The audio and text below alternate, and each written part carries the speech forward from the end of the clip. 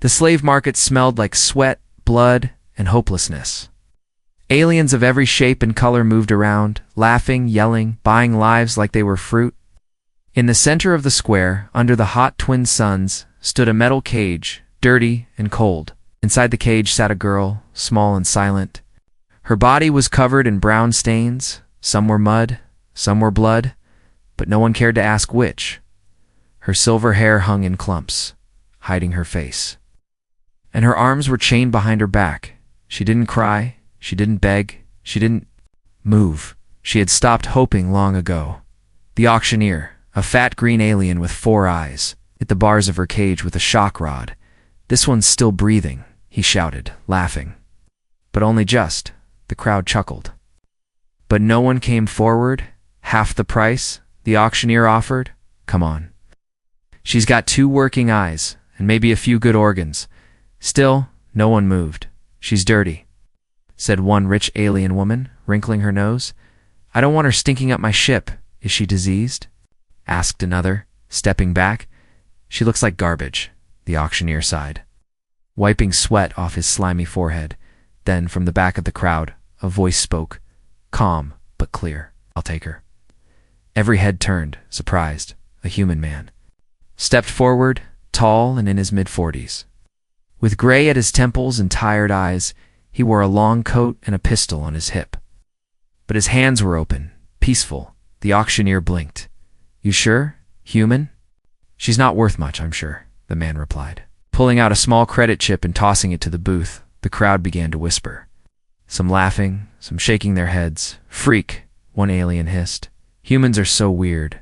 The man ignored them, stepped to the cage, and knelt down. He looked at the girl. She didn't look back. Her skin was gray under all the filth. Her lips cracked, her frame thin and weak. But he saw something no one else did. She was still alive, still breathing, still holding on. He opened the cage and gently lifted her out. Careful not to hurt her, she didn't fight, didn't speak, just hung limp in his arms. The man walked through the market with her, the crowd partying like he carried a bomb. Some threw rotten food at him, others just stared, confused or afraid. But he kept walking, silent, at the edge of the city. He reached his ship, old, dented, but fast. The ship's AI greeted him. "Welcome." "Back, Captain Keller? Prep the medbay," he said. "And run a full scan. She's in bad shape," as the doors closed behind them. The market noise faded. Inside the ship, the air was cooler, cleaner. He laid the girl on a medical bed, her eyes still closed, her hands still bound. He hesitated, then carefully unlocked the shackles. Her wrists were raw, bruised and bleeding. He touched her gently, cleaning the wounds with soft pads and water. She flinched but didn't wake. He sighed and turned to the AI screen. "Start a soft hydration drip." "Yes, Captain," the AI replied. "Her vitals are weak but stable." He sat beside the bed, watching her chest rise and fall. "Who are you?" he whispered. "And what the hell did they do to you?" Hours passed, the stars outside shifting slowly. Finally, just as he began to doze off, a whisper broke the silence. "Help." He opened his eyes, heart jumping. The girl had turned her head slightly. "One eye barely open, please," she whispered. Again, her voice dry as dust. "I'm here," he said gently. "You're safe now." But inside, he knew it wasn't that simple. Someone had tried to erase her out, and he had just brought her back into the light. And someone, somewhere wasn't going to be happy about that. Grant Keller moved slowly through the narrow hallway of his ship, carrying the alien girl in his arms. She was light, too light, like bones wrapped in rags. Oot. Her body trembled slightly, though her eyes remained closed. The ship's AI voice echoed. "Med scan complete. No trackers, but severe malnutrition. Multiple infections and trauma indicators." Grant frowned. "We'll need to clean her up." He turned into the hygiene unit, a compact space with a small shower, towels, and a sanitizing basin, setting her gently on the floor. He removed the torn scraps of cloth that clung to her skin. They crumbled apart like ash. He started the water warm. Soft steam began to rise. But the moment the first drops hit, Her skin, the girl jerked awake with a scream. She thrashed wildly, her thin arms swinging, her eyes wide with terror. "No, stop, stop!" She cried out. "Don't burn me again!" Grant stepped back, hands raised. "It's just water," he said softly. "You're not in danger." But she couldn't hear him. Her mind was trapped in memories of pain. He saw the scars now, faint lines along her back and shoulders, not just from chains, from needles, burns, and worse. She crawled backward, her back hitting the cold wall, her teeth bared in panic. Grant turned off the shower, knelt a few feet away, and lowered his voice. "I'm not like them," he said. "I'm not here to hurt you," she shivered, eyes darting around the room, breathing fast and sharp. "No, shock rods," she whispered. "No acid this time, please. No shock rods." He agreed. Just water, soap, and quiet. Slowly, he slid a towel toward her, clean and soft. "Wrap yourself in this," he said. "You decide when the water comes next." He stood and left the room, locking the door, not to trap her, but to give her privacy and control. Minutes passed, maybe longer. He sat just outside the door, listening, waiting. At first there was only silence, then soft sound, the click of the shower turning on. He smiled gently. The water ran for a long time, and when it stopped, the door unlocked with a hiss. She stepped out, steam curling behind her, wearing an oversized gray shirt that reached her knees. Her silver hair, now clean, fell in soft waves over her shoulders. Her skin, though still pale and bruised, looked less like death. She didn't meet his eyes, but stood silently, like she was. Waiting for him to hit her, he didn't. Instead, he offered her a seat and a warm cup of liquid nutrients. She hesitated, sniffed the drink, and took a small sip. Her eyes widened. It wasn't poisoned. It wasn't bitter. "Why?" she asked suddenly, her voice trembling. "Why are you being kind?" Grant leaned back in the chair across from her, folding his arms. "Because no one else was," he said. "And because you're not garbage." She looked down, her fingers tightening around the cup. "They called me waste," she whispered. "Too dirty, too broken, not even good for science anymore." His jaw tightened. "Who did this to you?" She didn't answer right away. "I was taken from my colony," she said at last. "They said they were making us better, stronger, but they lied. They tested machines in us," she continued, her voice low, tiny ones inside. "The blood, they made us hurt and heal and hurt again." Grant froze, understanding the danger in her words. "You mean nanites?" he asked. She nodded slowly. "They said I failed, that I wasn't worth saving. So they dumped you in that market." Yes, Grant stared at her, then stood and walked to the terminal. Pulling up a med scan again, the results showed something strange. Her blood wasn't normal. Tiny particles moved inside her, rebuilding cells faster than any known species. If someone knew what she carried, they'd hunt her down again. He turned to her, eyes serious. "What's your name?" She hesitated. "They used to call me Test Subject 6 Beta. I'm not calling you that."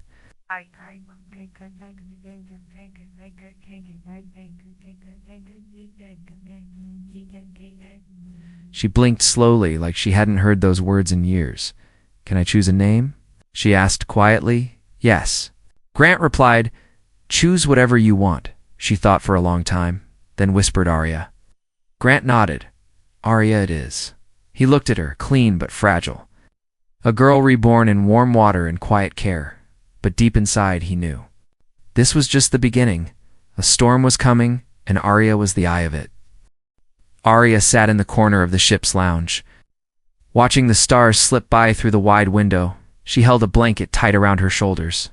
Still unsure if warmth meant safety, Grant Keller moved quietly, setting a small tray of food near her feet. "Protein cubes, vitamin drink, and a bit of chocolate," said with a soft smile. Arya didn't look up, but her fingers slowly reached for the cube. She sniffed it first, then took a bite, chewing carefully, like each swallow might be her last. Grant turned away, giving her space, but his mind was spinning. The scans weren't just strange, they were terrifying. Arya wasn't just a victim. She was a secret someone tried to bury. She was supposed to be dead. Forgotten, erased, And now she was alive, on his ship, eating his food, staring into the stars.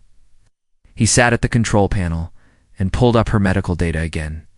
Her blood wasn't just carrying nanites, it was bonded to them, living metal flowing through her veins, repairing damage almost instantly. The tech was decades ahead of anything humans had seen, he whispered to himself. She shouldn't be alive behind him. Her voice broke the silence. I wasn't supposed to survive. Grant turned slowly. Meeting her eyes for the first time that day, they said the test failed. She continued, her voice flat. Everyone else died from it, but I didn't. He leaned forward. How many were there? 18, she answered. They injected all of us. Said it would make us better. It's faster heal from anything, but then the fevers came, she whispered. Screaming, blood, burning skin. I kept breathing, even when they begged me to stop. Grant closed his eyes, the weight of her words pressing down like gravity. Why would they just toss you in a slave market, he asked. Why not finish the job? They were afraid, Arya said, her voice trembling now. I heard one of the doctors whisper that I was unstable, that my blood changed too much. They didn't know what I would become, so they dumped you, hoping someone else would deal with the problem, Grant said bitterly. Arya nodded. They made me disappear, like trash. Suddenly, the ship's warning system beeped. Grant turned to the console, eyes narrowing. Incoming message, the AI said. Encrypted, unknown source. He tapped the screen, and a distorted voice crackled. Through to the human ship registered under Grant Keller, it said, we are searching for stolen property. We're carrying a contaminated bio-unit that must be returned. Araya's eyes went wide, her hands shaking. No, she whispered. They found me. Grant cut the signal and activated the stealth drive. They tracked the nanots, he said, thinking out loud somehow. How? They're pinging her location. The AI confirmed it. Nanite code inside subject Arya is emitting a low-frequency ID tag. Grant cursed under his breath. We need to shut it off. But if we do, her body might stop healing, the AI warned. Arya looked at him, fear and trust clashing in her gaze. Will they kill me? She asked. Grant looked right back. Not if I can help it. He rushed to the med bay. Pulling tools and scanners from drawers, Arya followed, quiet but alert. He scanned her neck, found the signal. A tiny pulsing light under the skin near her spine, a failsafe, he muttered. They built it in so they'd always know where you are. Can you remove it? She asked, almost whispering. I can try, he said, but it'll hurt.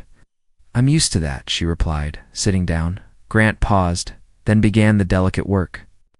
The ship vibrated slightly. Another signal burst from a nearby sector. They're closing in, the AI warned. 2 ships on intercept path. Grant worked faster, sweat on his brow, fingers steady. Finally, pulled out a tiny piece of tech, glowing, humming, alive. He crushed it under his boot. The sound of metal snapping like a bone breaking. No more tracking, he said. They'll lose you in the noise now. Arya looked down at her hands. They weren't shaking anymore. She felt lighter, freer, like chains had been broken. What? But in the back of her mind, a question burned. If I'm not a slave anymore, she whispered, then what am I? Grant placed a hand on her shoulder, firm but kind. You're not a test subject. Said you're not a weapon. You're someone who survived when no one else did. And that makes you dangerous. Not to me, but to the ones who hurt you outside. The stars kept moving, quiet and endless. But Arya knew peace wouldn't last if she survived what they did to her. Then they would never stop looking, because what she carried inside her was more than tech, more than power. It was truth. And truth was the one thing her creators feared most. Grant sat in the captain's chair, staring at the scan results on the glowing screen. He didn't say a word, but his hands were tight on the armrests. Behind him, Arya stood silently, wrapped in a clean jacket, her eyes fixed on her own name. Flashing beside a warning, biohazard tag, classified subject 6 beta code level red. He leaned forward and zoomed in on the readings. Her blood wasn't just carrying nanites, it was rewriting itself. It copied, healed, evolved, and then erased its own changes to hide the evidence. No wonder the ones who made her were scared. Grant rubbed his face with both hands, then looked at her. You're not a weapon, Arya, he said, voice low, but someone made you into one? Arya didn't flinch, didn't cry, just stared back with hollow eyes. "That's why they threw me away," she whispered. "They thought I'd explode or melt or infect everything." He shook his head slowly. "They didn't throw you away to protect others. They threw you away to protect themselves." He stood and walked toward her, holding a small medical tool. "Do you trust me?" he asked. Arya didn't move, but her voice came quietly. "I want to." He scanned her arm and pointed at a dark scar under the skin. "See this?" He said. "This wasn't made by chains. It's a nanite gate, a point where someone could activate your body remotely." Arya blinked. "You mean they could control me?" "Maybe," he said. "Or worse, use you to kill." A silence fell between them, heavy and cold. She looked down at her arms like they didn't belong to her. "They called me the sleeper trigger," she said finally. "One press of a button, and I'd end cities." Grant stared at her, then at the data on the screen. He realized he hadn't rescued a lost girl. He had purchased the galaxy's most dangerous secret. And now it was alive, confused. And sitting in his ship, suddenly alarms blared, lights turning red. The AI's voice rang out. "Unregistered vessel approaching. To power readings unstable." Grant rushed to the console, flipping switches and scanning the unknown ship. "Pirates." He muttered. "No, too clean." The image popped up, a dark, angular ship marked only with a silent crest. 3 red circles stacked like a warning. Raya's face went pale. "They're from the core labs," she said, backing away. "That's their kill team?" Grant moved fast, switching to evasive mode and prepping the thrusters. AI engaged silent drift. He ordered no lights, no pings. Full ghost protocol. The AI obeyed, but the enemy ship didn't turn away. Instead, it launched a signal, a deep pulse that echoed through their hull like a heartbeat. Arya dropped to her knees, clutching her head, screaming. "There. Calling me," she cried, trying to wake the sleeper inside. Grant ran to her side and held her tight. "Fight it, Arya," he said. "They don't own you anymore." She shook violently, her skin glowing faintly where the nanite stirred beneath the surface. "Make it stop," she begged. "Please, I don't want to be a bomb." Grant grabbed the emergency override stick from the wall, a crude but powerful electric blocker. "Sorry about this," he muttered, and jammed it into her spine. A pulse of energy surged through her body, knocking her unconscious. Her nanites dimmed instantly, the glow fading. The AI spoke again. "Unknown ship disengaging. They were testing." "The link," Grant said through gritted teeth. "And now they know she's still active." He carried her to the med bay. Placing her carefully on the bed as she lay there, quiet and breathing again, he whispered, "They don't want you rescued. They want you forgotten or used. And I'm not letting that happen." He turned to the console and sent a scrambled message to a contact from his past, a woman named Commander Lyra from the Galactic Human Union. Subject line, "I have something they want buried." Then he looked back at Arya, her body twitching slightly as the nanites adjusted again. She wasn't a test subject anymore. She wasn't a failed experiment. She was proof, and proof was dangerous. Grant Keller didn't know what kind of war was coming. But one thing was clear. He wasn't just the man who saved her. He was the man who bought the weapon they couldn't control. The silence didn't last. Minutes after Araya's body stopped glowing, the Core Lab's ship lit up like a storm. Energy signatures spiked, weapons charged, engines flared with heat. Grant stood at the helm of his ship, jaw clenched, eyes fixed. "On the screens, they're not here to capture," he muttered. "They're here to erase us." The AI responded calmly. "Hostile vessel, preparing to fire in 45 seconds. Grant shouted. "Evasive maneuvers. Activate plasma decoys, full engine burn." The ship roared to life, pushing against space like a fist through water. Behind them, 2 torpedoes streaked forward. Glowing red and fast, Grant gripped the controls as the ship twisted. Ducked dove between drifting asteroids. The torpedoes followed, turning mid-flight with smart guidance. The AI warned, "Impact in 12 seconds." "Not today," Grant snapped, punching a red button on the dash. A flare pod shot from the side of the ship, exploding into a blinding cloud of false heat. The first torpedo slammed into it, detonating in a burst of white fire. The second clipped an asteroid, lost its track, and vanished into space. Arya, barely awake, staggered into the cockpit, eyes wide. "What's happening?" she asked, her voice weak. "They tried to burn us," Grant said. "We burned back." She dropped into the co-pilot seat, breathing hard. "I felt them in my head again," she whispered. "Even after the signal broke, something inside me still wanted to." "Bay, you didn't," Grant said firmly. "That's what matters." But inside, he knew time was running out. They couldn't run forever. Not with every core ship hunting them like ghosts. "We're jumping." He said, "Now? To where?" She asked. Grant stared at the blinking nav map and selected a forbidden zone marked in deep red. "Dead rock moon," he said. "Atmosphere's toxic. Terrain unstable. But they won't follow us there." The ship's engine screamed as hyperspace folded around them, stars stretched into streaks, and space bent like liquid. Arya closed her eyes, pressing her palm against the glass. "You're risking everything for me?" she said quietly. "Why?" "Because you didn't deserve what they did," he said, "and because you matter." The ship dropped out of hyperspace above a gray, cracked world, its skies thick with green fog. Dead rock moon, a place even bounty hunters avoided. The ship rattled as it entered the dense atmosphere, heat licking its sides. Landing zone spotted. The AI called. "Surface unstable. Recommend caution." They landed hard, metal groaning, dust spraying up like smoke. Outside, the world was dead. Broken stone, acidic mist, silence. Grant grabbed respirator masks and motioned to Arya. "Let's move, just in case they followed." They stepped out into the toxic air. Boots crunching over black rock, Arya walked close beside him, the wind pulling at her jacket, each breath through the mask tasted like rust and fire. They found shelter in an abandoned mining outpost, its walls cracked but still standing. Inside, it was dark, but safe.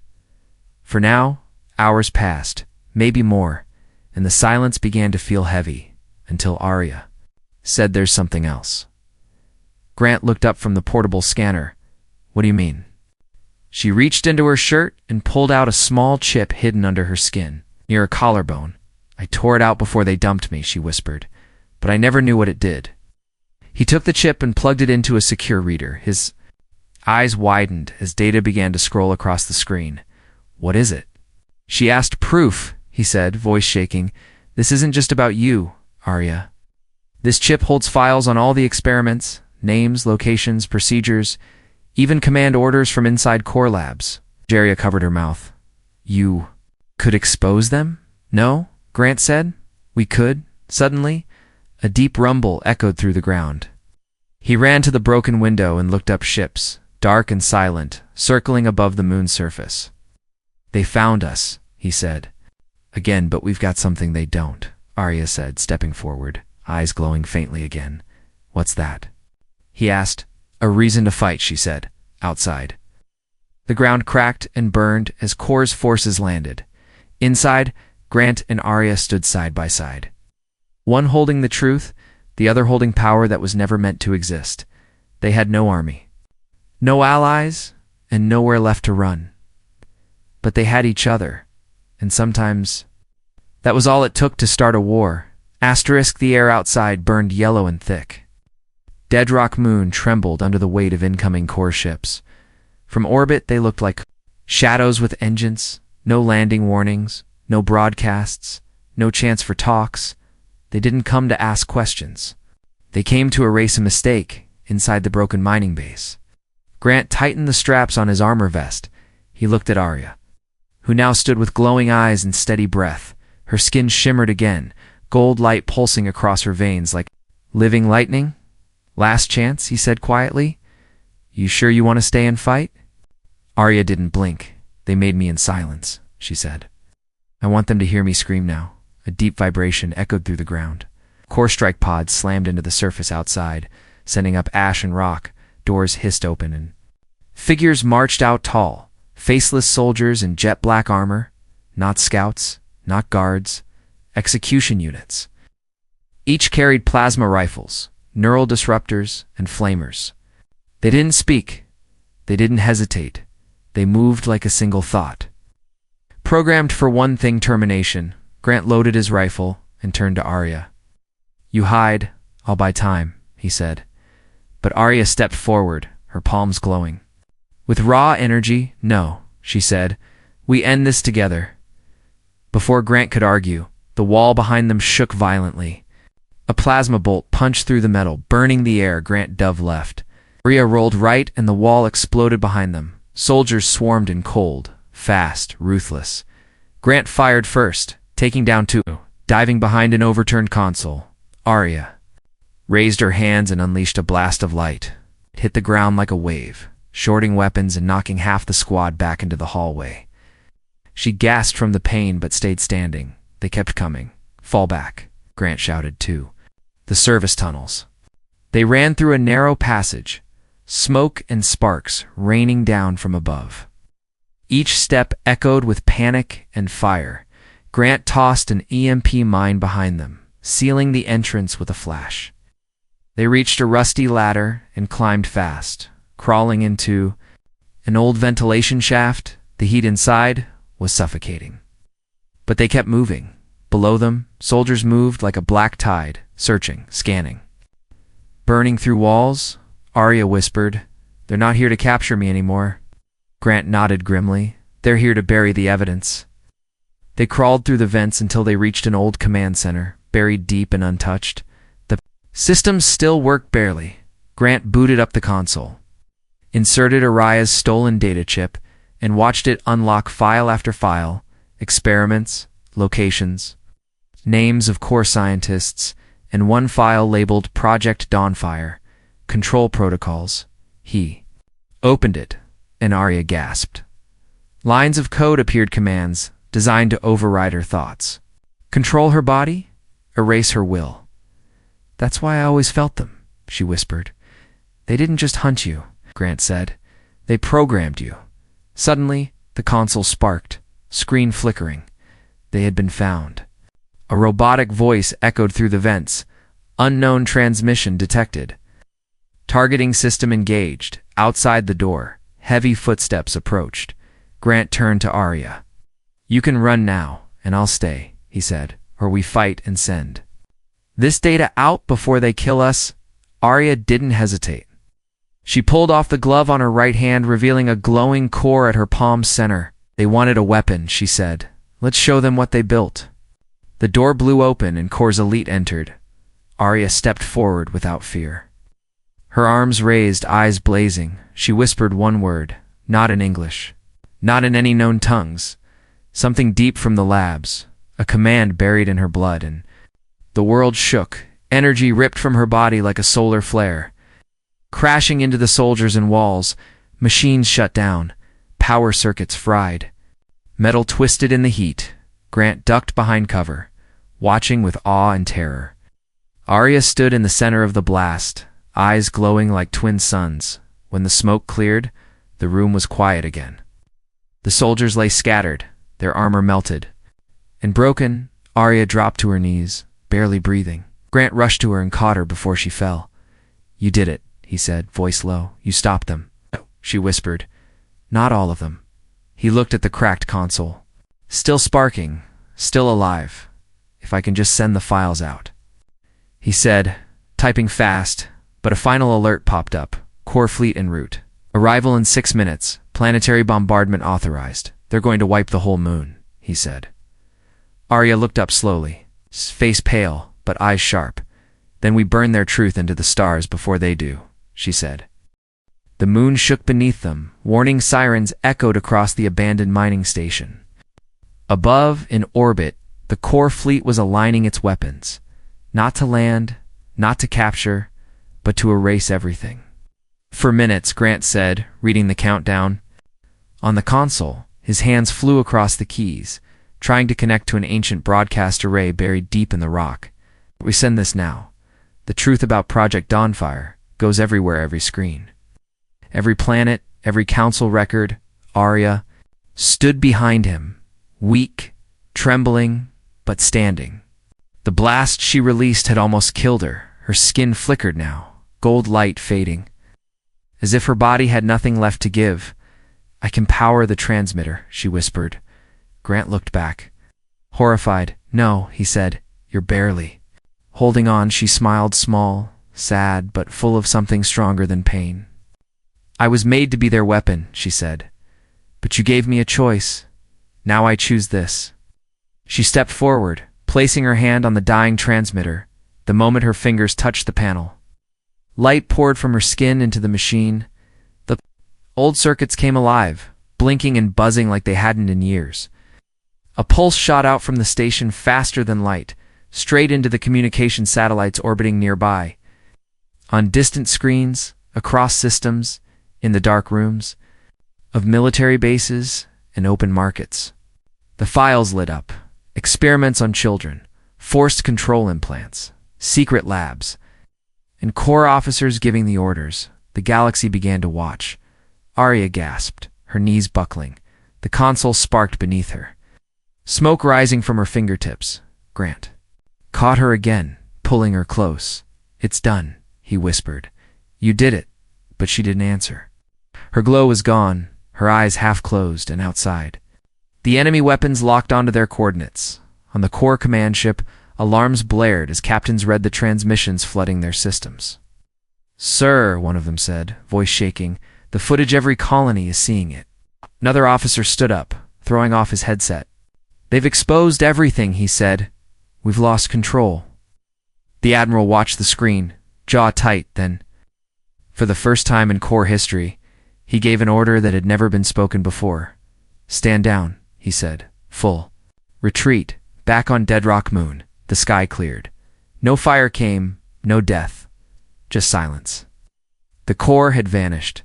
Grant held Arya close, unsure if she was alive then. She moved, just a little.